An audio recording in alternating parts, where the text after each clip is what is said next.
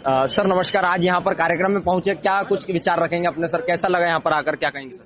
एक नई अद्भुत रोमांच यहाँ आकर देखा। हजारों की संख्या में यहाँ महाराज जी के भक्त हैं और एक अनुशासन, सब मानव समान, सब एक भाईचारे के साथ, कोई जात पात का भेदभाव नहीं। और निश्चित रूप से यहाँ अगर आदरणीय विधायक दिनेश जैन बोस जी हमें लगा, यहाँ देखा कि बहनों के लिए अलग व्यवस्था है, भाइयों के लिए, और यहाँ कोई पुलिस नहीं, सब स्वयं सेवा, भगवान महाराज जी के भक्ति खुद सेवादार हैं, वही यहाँ की व्यवस्था पाके वही यहाँ के संचालक हैं। तो आप सोचिए, अगर सब लोग एक जाजम पे बैठकर एक साथ ईश्वर की भक्ति करें तो कोई रोक नहीं सकता। आज हम सब अलग अलग धर्मों में, जात पात में बटे हुए हैं, लेकिन इस तरह के जो आश्रम है, इस तरह की जो संस्थाएं हैं, तो सबको एक और अलग अलग सभी का सम्मान, और सब एक साथ बैठे, निश्चित रूप से एक नई अनुभूति।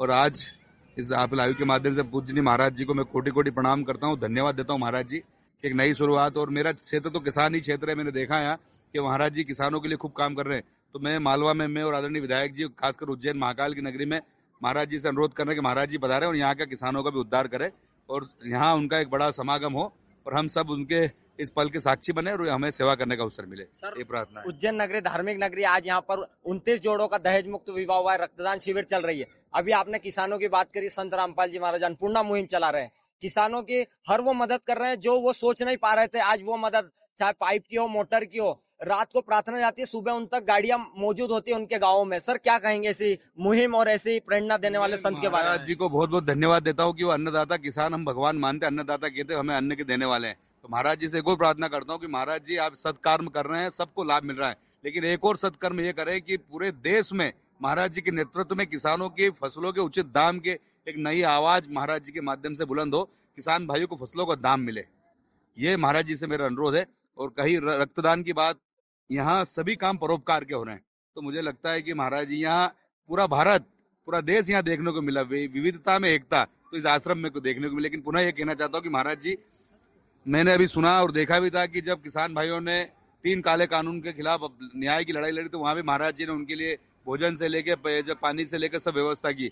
तो पर आज पूरे देश के किसान सबसे ज्यादा तकलीफ में है समर्थन मूल्यों को लेकर, अपने फसलों को दाम को लेकर। तो महाराज जी से अनुरोध है कि महाराज जी आपके नेतृत्व में पूरे देश के किसानों की एक लड़ाई, ये भी आप लड़ें, हम आपके साथ हैं। जी सर, बहुत बहुत धन्यवाद आपका। सर आज कार्यक्रम में पहुंचे, क्या अनुभव रहा, क्या विचार रहेंगे सर इसके बारे में? पहले मैं गुरुदेव के चरणों में कोटिश नमन करता हूँ और इस गुरुदेव के आश्रम में आकर हमें एक अच्छी अनुभूति हुई है और एक अच्छा संदेश लेकर हम हमारे क्षेत्र में जा रहे हैं। हमारे क्षेत्र के काफी लोग गुरुदेव से जुड़े हुए हैं। आज हमने यहाँ जो देखा है, श्रद्धा, भक्ति और समर्पण का जो भाव हम देख के यहाँ पे जा रहे हैं, उसको हम आगे बढ़ाएंगे। और आज से हमें भी ऐसा लगा है कि हमें गुरुदेव का आशीर्वाद लेना चाहिए और गुरुदेव का ज्ञान को प्राप्त करके हमें समाज को, किसानों को और जो गरीब तबला है उसको उठाने की आवाज उठाना चाहिए। सर आज संत रामपाल जी महाराज अन्नपूर्णा मुहिम चला रहे, रोटी, कपड़ा, चिकित्सा, शिक्षा और मकान हर जरूरतमंद को दे रहा है कबीर।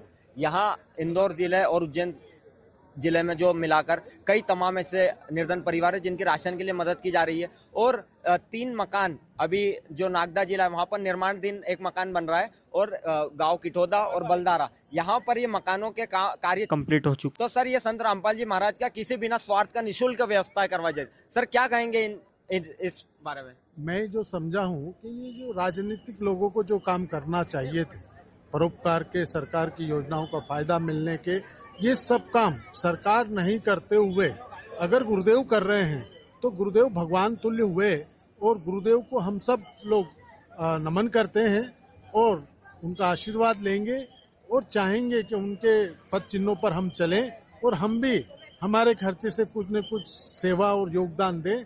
ये संदेश लेके मैं यहाँ से जा रहा हूँ। सर एक क्वेश्चन आखिरी करना चाहूंगा, आप भी जनता के जनप्रतिनिधि, आप भी जन कल्याण के लिए आगे आते रहते हैं, तो सर ऐसे संत अगर कंधे से कंधा मिलाकर आप लोगों के साथ में खड़े रहते हैं, तो क्या कहेंगे सर ऐसे संत के बारे में और उनकी ये मुहिमों के बारे में? मैं गुरुदेव के चरण स्पर्श करता हूँ, नमन करता हूँ और गुरुदेव से आशीर्वाद लेने आऊंगा और गुरुदेव की सीख को, गुरुदेव से जो भी आशीर्वाद हमें मिलेगा, उनके पद चिन्हों पर चलकर हम भी देश की सेवा के लिए और गुरुदेव के इस जो मुहिम को हम आगे बढ़ाएंगे। सर बहुत बहुत धन्यवाद आपका।